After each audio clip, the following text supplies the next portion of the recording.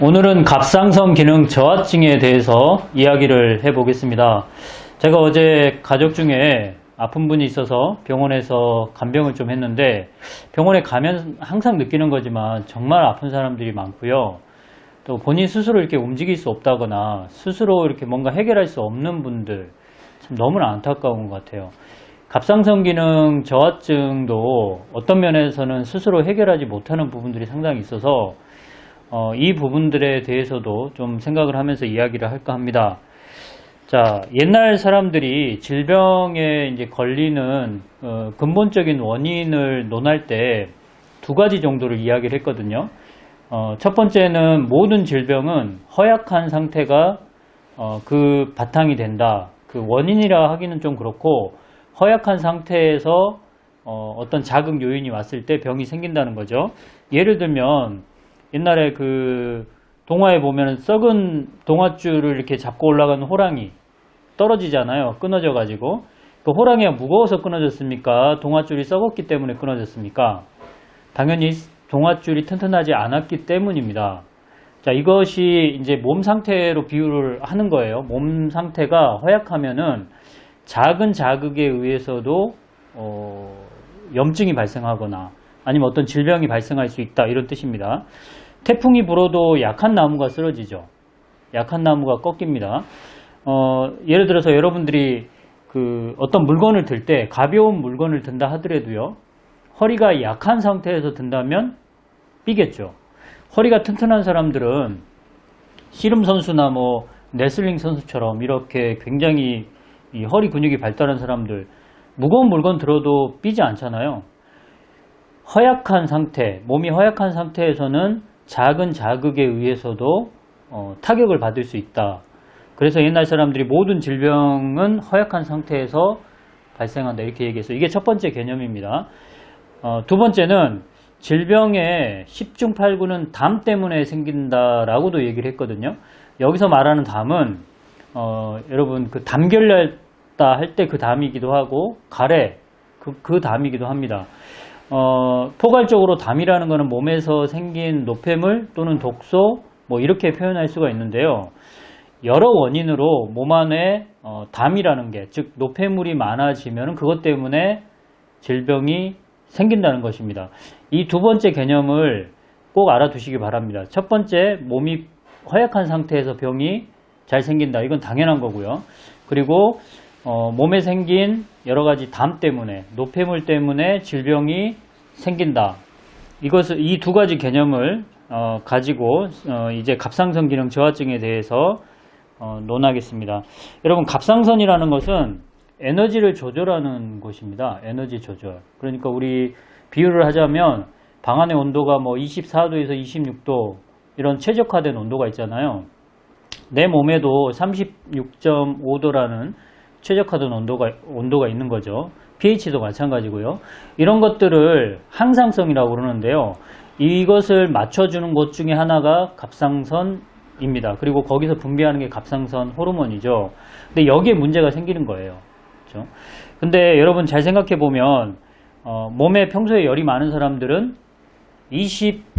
방 안의 온도가 한 22도 정도 되면 굉장히 상쾌하다, 이렇게 느낄 수 있는 거죠. 그런데 평소에 몸이 차가운 사람이라면 어떨까요? 28도, 30도 정도 돼야 겨울에는 몸이 굉장히 좋다, 이렇게 느끼지 않을까요? 자, 이 소리는 저희 직원 핸드폰 소리입니다. 좀 촬영을 할 땐 좀 꺼놓으면 좋을 텐데. 자, 계속 이어가죠. 여러분의 몸, 이제 갑상선 이야기를 본격적으로 들어가겠습니다. 여러분의 몸이 좀 약하다고, 평소에 약하고 태어날 때부터 약했다고 생각해 보죠. 근데 이 상황에서 스트레스를 받았어요. 스트레스는 여러 가지 염증 물질을 많이 분비시키고요. 또 노폐물도 많이 생산할 수 있는 그런 상황을 만들어 주거든요. 그리고 그런데다가 음식물도 몸에 노폐물 또는 독성 물질을 많이 가지고 있는 음식물을 먹었다고 칠게요. 이러면은 몸이 허약한 데다가 이런 노폐물들이 많이 들어왔어요. 그러면 이 상태에서는 이런 독성 노폐물들을 해결을 다 못합니다. 그러면 그때의 이러한 노폐물들, 독성 물질들이 갑상선에 염증을 일으킬 수 있습니다. 그러면 여차저차해서 그 염증이 치료되지 않으면 갑상선 기능 저하증이 될 수가 있는 거죠. 특히 몸이 예민한 사람들이라고 생각해 보세요. 나는 평소에 스트레스를 잘 받는다. 작은 일에도 생각을 너무 깊게 하는 스타일이다. 이런 사람들이라면 훨씬 더 갑상선 기능 저하증에 빠지기 쉽습니다. 몸이 약한 데다가 내 스스로 스트레스를 많이 받아서 독성 물질들 많이 생산하고 또 그게 염증을 많이 일으키기 때문에 갑상선 기능 저하증에 걸릴 가능성이 높은 거죠. 그래서 갑상선 기능 저하증은 남자보다는 여자들이 많죠. 그리고 걸리신 사람들 보면은 대부분은 스트레스에 좀 취약하신 분들입니다. 자, 이제 결론을 얘기해 볼게요. 갑상선 기능 저하증을 치료하려면 뭐 병원에서 주는 약은 치료제가 아니죠. 그거는 이 호르몬 수치를 조절하는 약이에요. 그래서 평생 먹어야 됩니다. 갑상선을 절제하지 않았다면, 떼내지 않았다면 분명히 치료할 수 있는 병이거든요. 근데 어떻게 치료를 해야 될까요? 방금 얘기한 것들을 이제 거슬러서 반대로 하시면 돼요. 예를 들면 스트레스를 줄여야 됩니다. 쉽지 않습니다. 내가 예민한 성격을 가지고 태어났다면, 생각을 많이 하는 스타일이라면 그게 쉽지 않은 문제예요. 하지만 병을 치료하기 위해서는 어쨌든 여러분의 생각과 몸의 변화는 분명히 주셔야 됩니다. 스트레스 관리하신다는 거 꼭 기억을 하시기 바랍니다. 이걸 제가 아무리 얘기를 해도 정작 해야 될 사람들은 여러분이거든요. 갑상선 기능 저하증에 빠진 여러분이거든요. 그래서 제가 어떤 식으로 얘기하든지 여러분 스스로의 방법을 찾으셔야 돼요. 스트레스를 풀 수 있는 방법을. 안 받을 수 있는 방법. 긍정적으로 생각하라. 또는 마인드 컨트롤 등등. 어떤 식으로든지 스트레스, 종교를 갖는 것도 도움이 될 수 있고요. 여러분이 찾으시기 바랍니다. 제가 그 부분은 도움을 드리기가 좀 어렵습니다. 자, 두 번째로 약한 체력을 강화시켜야 됩니다. 스트레스를 받는다 하더라도, 그러니까 자극 요인이 있다 하더라도 만약에 내가 건강하다면, 방금 아까 제가 설명한 대로 무거운 물건을 든다 하더라도 허리가 강하다면 삐지 않습니다. 갑상선 기능 저하증도요, 내가 만약에 스트레스를 많이 받는 그런 성격을 가지고 태어났다 하더라도 그거를 받쳐줄 수 있는 몸 상태가 그거를 받쳐줄 수만 있다면 갑상선 기능 저하증에 걸리지 않을 수 있고요. 만약에 걸렸다 하더라도 몸이 건강해지면 좋아질 수 있는 거죠. 체력을 길러십시오. 운동을 하시라는 뜻이에요. 그리고 더불어서 이제 체력을 기르는 데는 운동도 중요하지만 음식도 중요해요. 앞서 얘기했지만 음식 중에는 독성 물질을 많이 가지고 있는 음식이 있어요. 예를 들면 육고기입니다. 그리고 어떤 종류의 생선도 그렇고요. 그 다음에 유제품, 그 다음에 가공식품 등등, 이러한 음식들은 여러분 몸에 독성 물질을 많이 넣을 뿐만 아니라 그 독성 물질이 들어왔을 때 몸 밖으로 빼내는 데에 절대 도움을 주는 음식들이 아닙니다. 그렇다면 그 독성 물질들은 여러분의 갑상선 뿐만 아니고 사실은 여러 몸의 어딘가에 염증을 일으키거든요. 그렇기 때문에 이런 음식의 섭취를 가능한 한 줄이셔야 되고요. 반대로 독성 물질을 빼줄 수 있는 음식, 한마디로 얘기하면 좀 섬유질이 많은 음식이 그런 음식이거든요. 그런 음식들을 많이 섭취하시고 또 운동도 하셔서 체력을 기르는 겁니다. 그러면 어느 정도 신경을 쓴다 하더라도 견뎌낼 수 있는 힘이 생기는 거죠. 쉽지 않겠지만 이것도 여러분들의 몫입니다. 자, 마지막으로 저는 처방 하나를 소개할 텐데요. 지난번 영상에도 한번 언급했던 처방입니다. 처방 이름은 귀비탕이에요. 자, 이 처방이 연거푸 소개하는 이유가 있습니다. 이 처방은 원래 불면증에도 많이 사용할 수 있는 약이에요. 그런데 갑상선 기능 저하증에도 굉장히 효과가 좋은 편입니다. 왜 그러냐면 이 귀비탕에 들어간 약을 한번 약초들이 어떤 게 들어가냐면 당귀, 용환육, 산조인, 그리고 원지, 인삼, 황기, 백출, 백복신, 목향, 감초.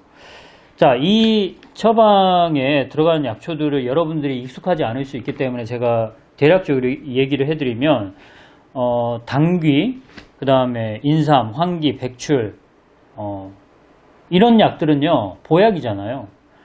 제가, 갑상선 기능 저하증을 치료하려면 체력을 길러야 된다고 그랬죠. 이게 그런데 어떤 사람들한테는 쉽게 다가설 수도 있겠죠. 이 문제가. 하지만 어떤 사람들은 원래 내가 체력이 약했거나 또는 그렇게 체력을 길릴 수 있는 상황이 아닌 경우도 있어요. 나이나 질병이나 등등의 이유로. 그런 사람이라면은 이런 보약에 몸의 기능을 끌어올릴 수 있는 이런 약초들의 도움을 받아야 되는 경우가 있습니다. 그래서 이 귀비탕에는 이런 몸을 보호하는 약초들이 많이 일단 들어가 있고요. 또 다른 면에서는 용환육 산조인, 원지, 그 다음에 백복신, 이 약들의 공통점이 뭐냐면 신경 안정 효과입니다. 갑상선 기능 저하증을 일으키는 주요한 원인으로 꼽을 수 있는 게 스트레스라고 했잖아요. 근데 이게 마음대로 조절이 안 됩니다. 내가 그런 성격을 가지고 태어났기 때문에, 아니면 내가 살고 있는 환경이 스트레스에 많이 노출되어 있는 환경이기 때문에 잘 조절이 안 될 수 있어요. 하지만 그렇다고 손 놓을 수는 없는데, 지금 얘기한 이 약초들은 신경을 좀 안정시키는 효과가 있거든요. 그래서 마음을 좀 편하게 해서 여러 가지 어떤 기능적인 문제들을 좀 치료하는 데 도움을 주는 그런 거죠. 그래서 저는 갑상선 기능 저하증 있는 분들에게 귀비탕을 많이 추천하는 편입니다.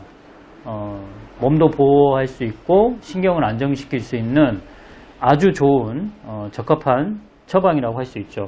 이 옛날 동의보감의 귀비탕 표현을 보면 이래요. 우사로, 우사란 얘기는 생각을 많이 했다는 뜻이에요. 근심 걱정이 많다 이런 거죠. 우사로, 우사로 인한 신비의 노상이라고 있습니다. 심장과 비장, 이거를 설명할 시간은 없고요. 노상이란 얘기는 너무 과하게 사용을 해서 상처가 났다는 뜻이에요. 과로로 인한 몸의 상처. 그러니까 너무 생각을 많이 하고 근심 걱정을 많이 해서 몸에 상처가 났다 이런 뜻입니다. 그게 갑상선 기능 저하증의 대표적인 표현이라고 할 수 있죠. 자, 그래서 여러분 오늘의 결론, 갑상선 기능 저하증은 여러분들이 어느 정도 협조만 해준다면 치료될 수 있습니다. 스트레스에서 좀 해방될 수 있도록 풀 수 있도록 노력하시고 운동이나 음식으로 좀 몸을 체력을 길러줄 수 있는 그런 상황을 만들어 주시고요. 이 두 가지가 잘 안 된다 그러면 귀비탕처럼 체력을 길러주면서 신경을 안정시킬 수 있는 약초의 도움을 받는 것도 아주 큰 도움이 된다고 저는 권하고 싶습니다. 자, 항상 여러분 약초 방송 시청해 주셔서 감사하고요. 저는 앞으로 좀 발전할 수 있는 모습을 계속 보여드릴 수 있도록 하겠습니다. 구독과 좋아요 좀 눌러주시기 바랍니다. 이게 뭐 돈 드는 것도 아니고요. 저보다는 여러분이 후회할 가능성이 없습니다. 이 무료인데다가 항상 좋은 방송을 하려고 노력을 하고 있기 때문에 항상 구독과 좋아요 눌러주시기 바랍니다. 지금까지 약초교수 조경남이었습니다.